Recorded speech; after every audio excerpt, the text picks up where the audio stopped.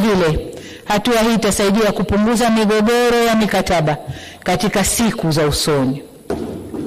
Mheshimiwa Spika, tutaendelea kulinda uhuru wa vyombo vya habari ili Watanzania wapate haki ya kupata taarifa za ndani na nje ya nchi.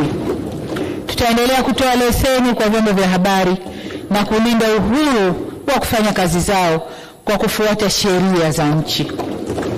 Tutaimarisha vitengo vya habari vya serikali ili viweze kutoa habari kwa weledi na kwa wakati.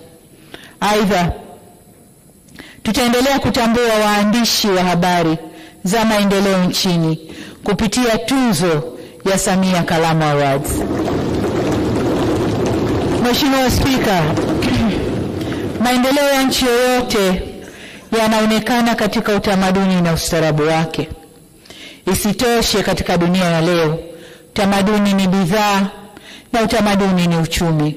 Hivyo tutakuza na kuifanya lugha yetu ya Kiswahili kuwa bidhaa. Tutaendelea na maandalizi ya ujenzi wa studio. Vile tutaendelea na maandalizi ya ujenzi wa studio ya kisasa ya filamu ili kupandisha thamani ya kazi za wachezaji filamu wetu hapa nchini. Tutajenga ukumbi wa kisasa wa maonyesho ili kuwawezesha wasanii wetu kufanya matamasha ya kimataifa na kuvutia wasanii wa nje wakubwa kuja kufanya matamasha hapa nchini.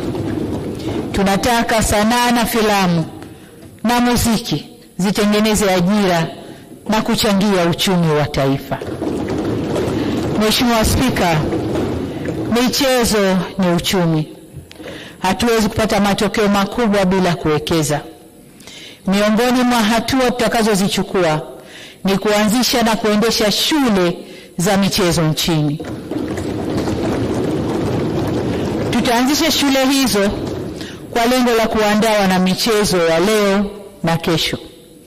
Kama mnavyofahamu, nchi yetu itakuwa mwenyeji wa mashindano ya AFCON mwaka 2027 na kuelekea huko tutakamilisha ujenzi wa viwanja vitakavyotumika kiwemo uwanja wa AFCON uliopo Arusha na maboresho ya viwanja vingine nchini. Vile tutaendelea kuvutia michezo mbalimbali kufanyika hapa nchini ili kuongeza fursa zitokanazo na kuwa mwenyeji wa michezo hiyo.